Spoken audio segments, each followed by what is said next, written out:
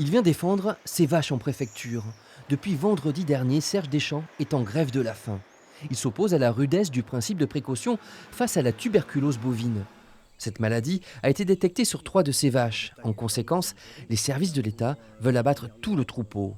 En novembre, 18 bêtes ont déjà été saisies. Jeudi dernier, malgré son refus, 13 autres animaux ont été enlevés avec le renfort de gendarmes.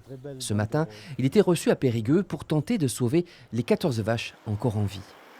J'espère que Madame la préfète arrête le prélèvement des dernières vaches qui me restent.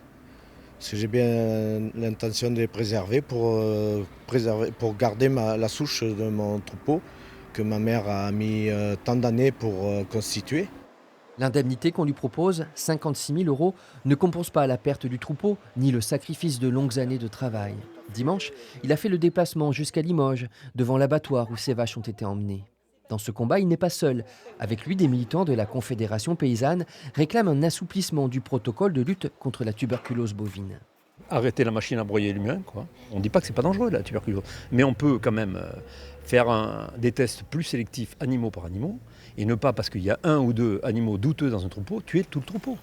Après plus d'1 heure et demie d'échange avec la préfète et les services vétérinaires, une alternative leur a été proposée, ou plutôt un sursis. Les 14 bovins restants doivent être confinés avant une nouvelle série de tests de recherche de la tuberculose. Serge Deschamps est moyennement rassuré.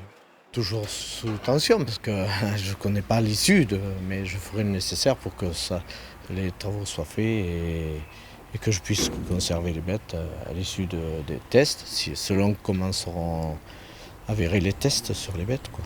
Si une seule de ces bêtes a la tuberculose, tout le lot sera alors abattu.